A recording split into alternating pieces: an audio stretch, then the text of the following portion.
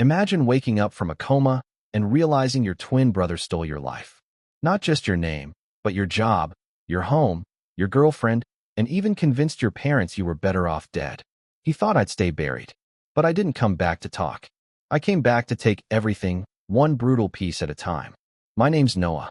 I'm 29, alive, surprisingly, and a little more bitter than I used to be. I had a decent life, a tech job that didn't make me want to hang myself. That's enough of a boring introduction. So let's dive into the story. The first thing I remember is the ceiling. White, bland, flickering fluorescent light like the world's most depressing intro screen. My whole body felt like it had been microwaved. Limbs heavy, head foggy, throat dry as hell. I tried to speak, but my vocal cords felt like sandpaper and regret. I was alone. No balloons, no flowers, no sappy cards from loved ones. Just the faint beep of machines and a TV mounted high in the corner playing a cooking show on mute. So yeah, clearly I was missed. A nurse walked in eventually. Young, red hair in a tight bun, distracted. She looked at me, and her eyes widened for half a second like she wasn't expecting me to be awake. "Oh, you're awake," she said, recovering. "How are you feeling, Ethan?" I blinked at her. "What did you call me?" She paused, flinched slightly. "Sorry, you're Noah." I meant Noah. She didn't. I could see it all over her face. She backed out of the room like someone who just farted in an elevator. That's when the crawling feeling started in my gut. They thought I was Ethan. Or worse, someone told them I was Ethan. Once I could move without feeling like I was going to vomit, I started checking things. My room had a little tablet, hospital-issued boredom station. I went online. My social media? Still active. New posts, even. A selfie with Claire. Him at my desk at work. Great day at the office. Grateful for the team. Christ, he even captioned like me. I dug deeper. DMs from Claire, texts about dinner plans, and comments from coworkers. All current. All like nothing had happened. Like I hadn't been bleeding out in a ditch while Ethan updated my feed. The kicker? My face was in all of it. But the man is smiling? That was Ethan. I could tell. Subtle difference. His eyes were colder, mouth tighter. It was like watching a funhouse version of myself pretend to be happy. 3 days passed before anyone visited. 3.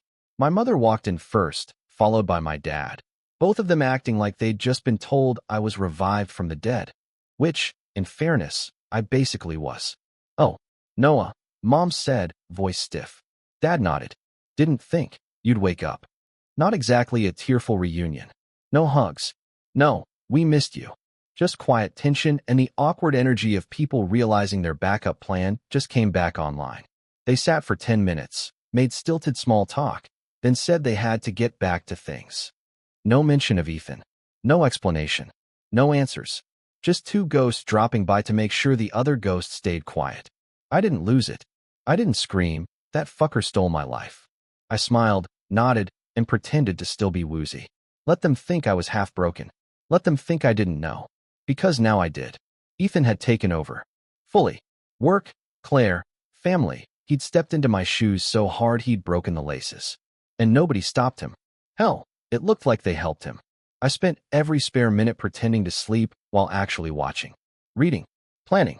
I checked hospital logs. Found out Ethan had only visited once, the day after the crash. Probably to make sure I wouldn't wake up. I found a mirror. My face looked like hell, but it was mine.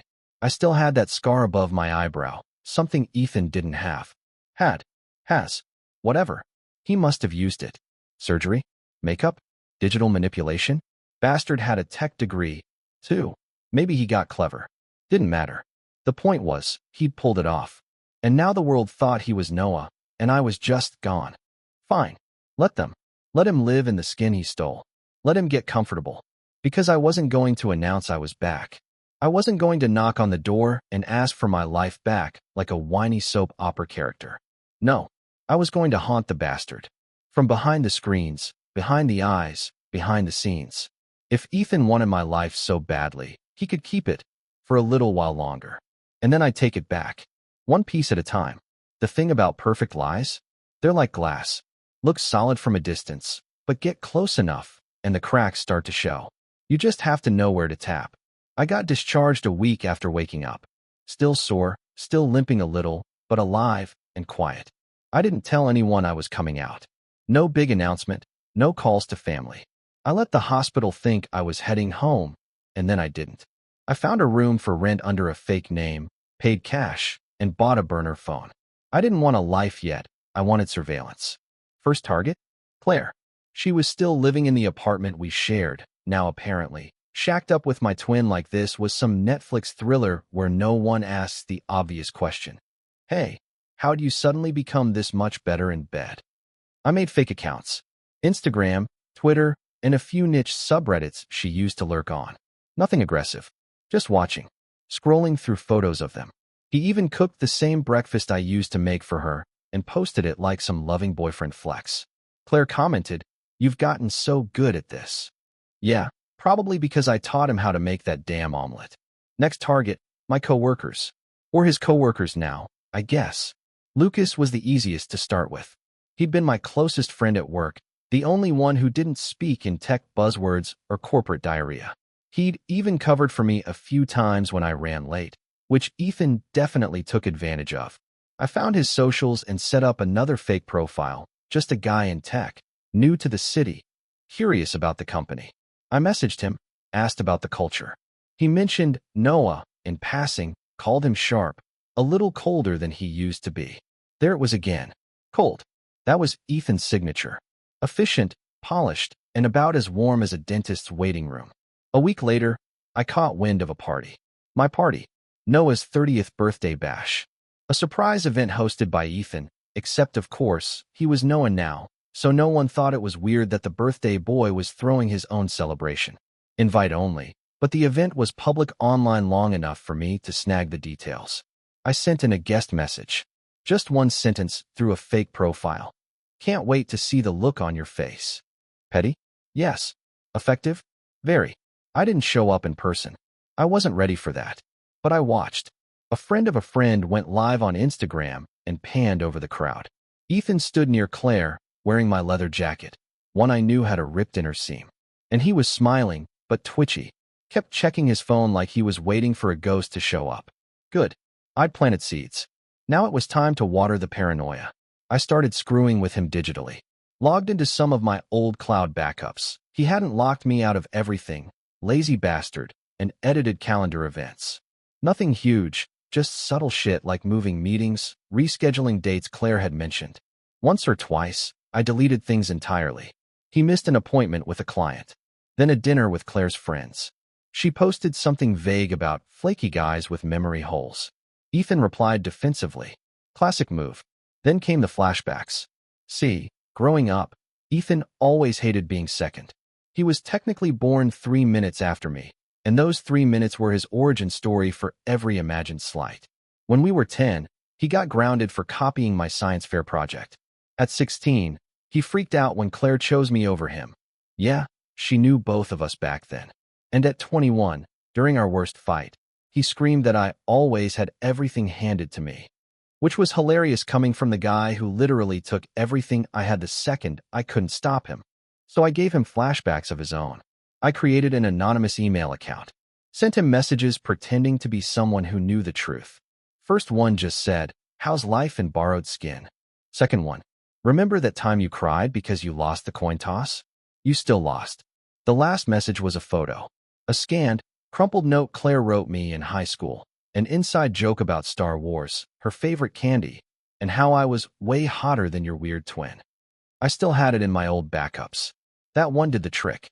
Lucas texted Noah the next day, asking if he was okay. Apparently, Ethan was snappy in meetings, screwed up a few reports, and left early, claiming migraines. Claire posted another vague complaint. People change, but this? I don't even recognize you. Yeah, no shit. The pressure was building. Ethan wasn't just pretending to be me, he was failing at it. And the best part? He didn't know who was fucking with him. He didn't know where it was coming from. He didn't even know if it was real. Because that's the thing about lies. They take energy to maintain. And I had all the time in the world to poke holes in his script. He wanted my life? Cool. Let's see how long he could survive wearing it. Ethan always thought he was the smarter one. The calculated one.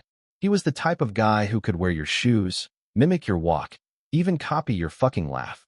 But what he didn't have was memory. Not real memory. Not the kind that sticks behind your eyes and shows up when you least expect it. He had facts. I had roots. And I was about to weaponize every single one.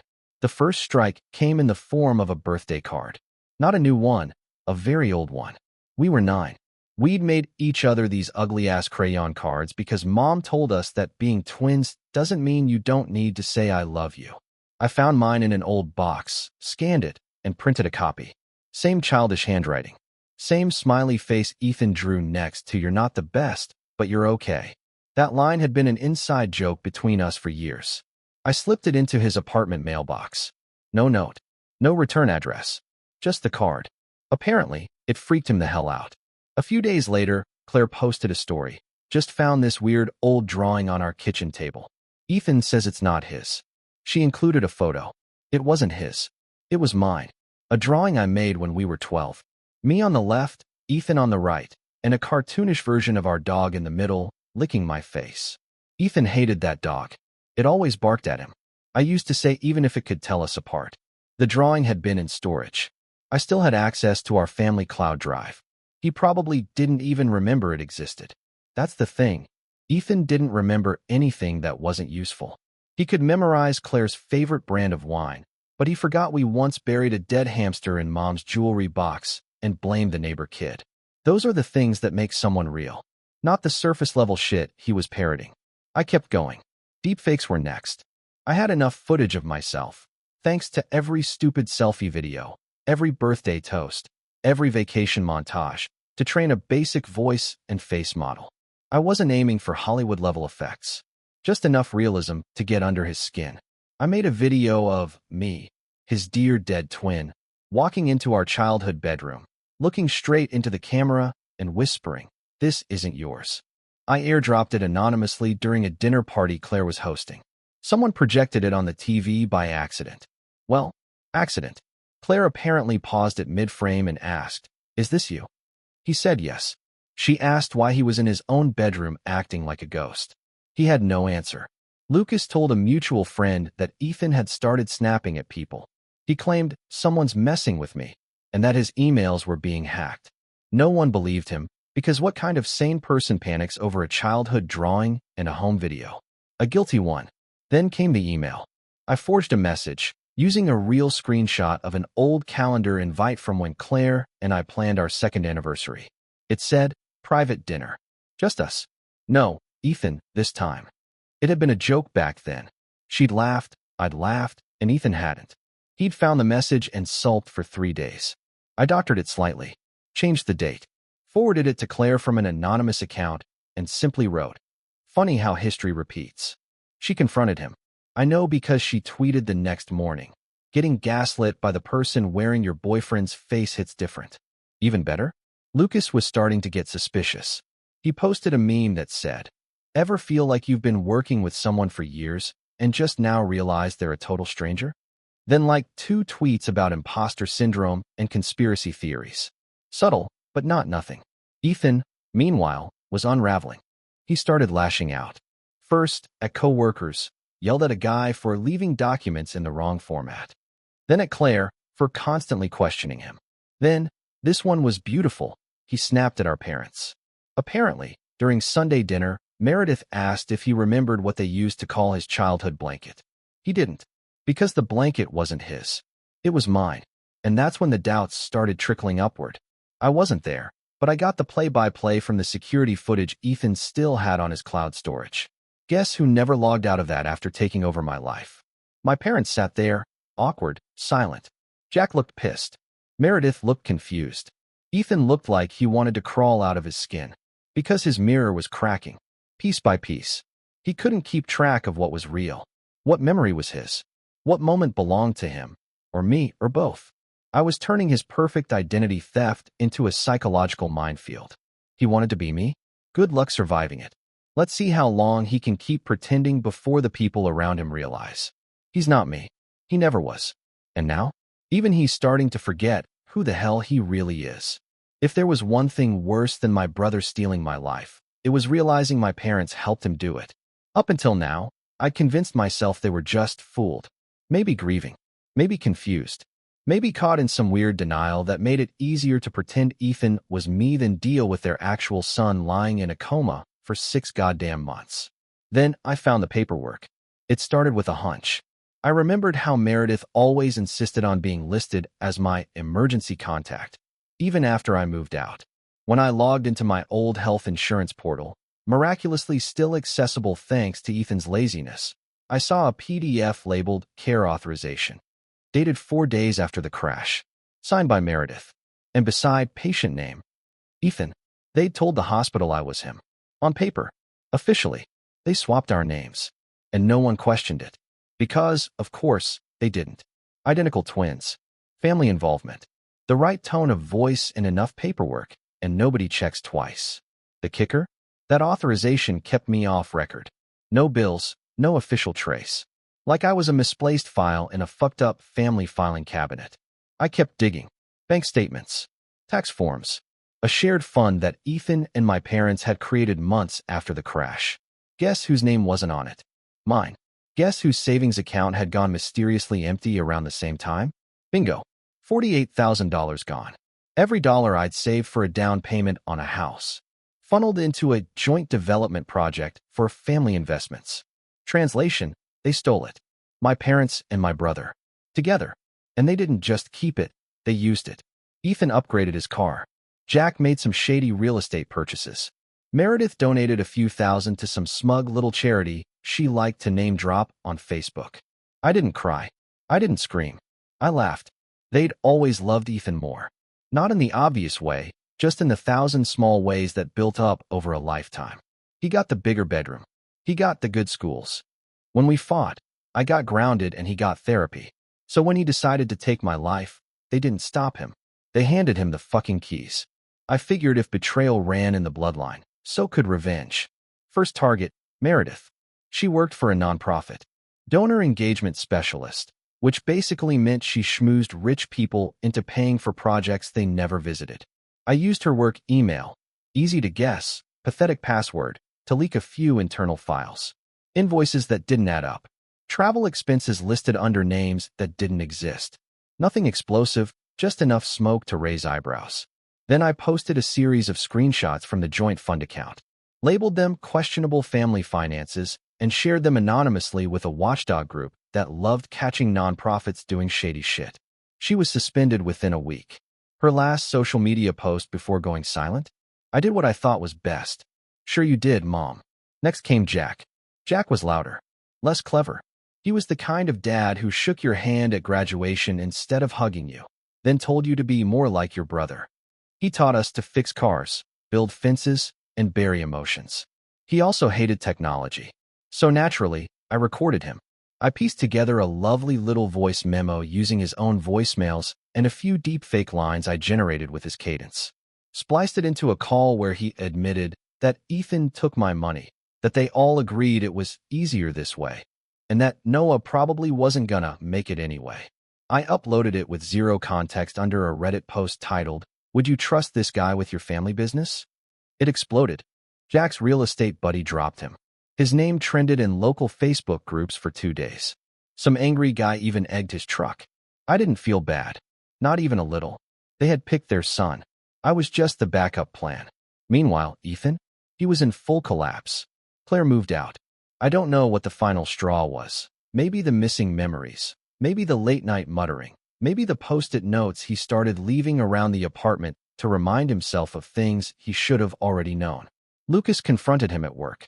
I heard through a burner account that he asked straight up, "Are you even you?" Apparently, Ethan just laughed. Said something like, "Does it even matter?" Beautiful. I kept feeding the spiral. More emails. More anonymous messages. I sent a childhood photo of me and Ethan in Halloween costumes. He was crying because I got the cooler costume. Captioned it, "Still crying, I see." The next day, he didn't show up to work. Then came the best part. I leaked a set of documents to the local paper. Hospital records. Fund transfers. Timeline comparisons. No names, just redacted enough to spark curiosity. The headline? Local twin identity mix-up raises questions about medical oversight and financial abuse. It went semi-viral. Just enough for people to start talking. Suddenly, the perfect lie wasn't so perfect anymore. The guy who had it all. He looked unstable. The golden child? Not so golden. The parents? Silent. The cracks weren't just showing. They were splintering. And all that was left now was the face-to-face. Because Ethan took everything from me. And I was going to take it back. In front of everyone. Ethan was already spiraling. Isolated. Paranoid. He'd nuked half his relationships. Claire was gone. Our parents were in PR freefall. And he hadn't shown up to work in 2 weeks. He was unraveling, exactly where I wanted him. Now came the finale. I set up the perfect little stage. A fake therapist, a fake clinic, and a very real trap. Booked a room in a private wellness center just outside the city. Staged it like a trauma-focused family therapy session. The kind where people scream, cry, and pretend to heal while secretly tallying how many punches they're allowed to throw. I sent invitations through a third-party email service, vague and formal enough to pass as real. Rebuilding after crisis. A guided session for family reconciliation. Ethan got one. Claire got one. Even Meredith and Jack, though I didn't expect them to show. Only Ethan and Claire showed up. Perfect. Claire went first. She looked tired. Not in the Instagram filtered, just got back from Bali kind of way. I mean the kind of tired you get when the man you live with forgets things you never told him in the first place. The kind of tired you get when you start wondering if your boyfriend's personality got factory reset while you were asleep. Ethan showed up wearing my old hoodie. The one with the torn cuff and bleach stain on the sleeve. He used to make fun of it. He sat down, twitchy. Gave Claire this anxious side glance like maybe she was in on something. She wasn't. She still thought it was a real session. The therapist was an actor. Good one, too. Soft voice, lots of nodding, wore glasses that made him look wise. He started the session gently, letting them air their feelings. Claire went first. I don't know who I'm with anymore, she said. You change stories. You forget things. It's like you're pretending to be someone you don't even like. Ethan didn't respond. Just stared at the rug like it held the secrets to his salvation. Then came the line I'd been waiting for. The therapist leaned in. Calm. Casual. Ethan, can you tell me what happened after Noah's accident? He froze. I watched from the control room. Soundproofed, camera-aligned, every angle covered. I'd brought popcorn. Didn't touch it. Ethan swallowed hard. Then he said, he wasn't going to wake up. Everyone thought he was gone. I didn't mean for it to go this far. Claire blinked. What are you talking about? I stepped in, he muttered. It was supposed to be temporary. Just until they figured things out. I didn't expect them to just go along with it. But they did. So I stayed. The therapist nodded like he was discussing a parking violation. And now, he asked. Ethan sighed. Now I don't know who I'm supposed to be anymore. I smiled. The actor gave the signal. I walked in, wearing Ethan's jeans, his shoes, one of his favorite shirts, his old name tag from work. Claire gasped. Audibly. Ethan stood up so fast he nearly knocked over his chair. What the fuck? I held up my hand. Calm. Clean. Casual. Hey bro. You're in my seat. He looked like he'd seen a ghost. Technically, he had. The therapist stepped aside. Cameras still rolling. Every word, every look, every gasp recorded in crisp 4K. Ready to go viral. Ethan tried to say something, but Claire cut him off. She looked at me, then at him, then back at me. You're Noah. I nodded. I never stopped being. She slapped Ethan. Loud. He stumbled backward, eyes wide, mouth flapping like a stunned fish. I didn't mean to. No, she snapped. You meant to. You meant every second of this. He tried to run. Literally. Made it halfway to the door before security, also actors, gently guided him back like an oversized toddler. Then I dropped the final bomb. I handed Claire a flash drive. Everything's on there, I said. The money, the papers, the recordings. Share it. Or don't. Doesn't matter. It's already uploaded. Claire looked at Ethan. Looked like she wanted to vomit. He dropped into the chair and stared at his hands like he didn't know whose they were anymore. 3 days later, the footage hit the internet. No branding. No commentary. Just a 12-minute clip titled, He Took My Life, So I Took It Back. It exploded. People thought it was a movie. Then the local news confirmed it was real. Then it went national. Claire left. Ethan lost everything. Job, reputation, whatever dignity he had left. Meredith and Jack released a half-assed statement about mental health and misunderstood intentions. then deleted all their social media. Nobody bought it. Meredith and Jack put out some limp statement about misunderstandings and privacy, then nuked their accounts and vanished into silence. I didn't go back to my job. Didn't go crawling into my old routines. That version of me, Noah, the guy who played by the rules, he died in that crash. What came back was someone smarter, ready to burn things down if anyone tried to take from me again. And Ethan? He didn't just get exposed. He got erased. By the real fucking deal.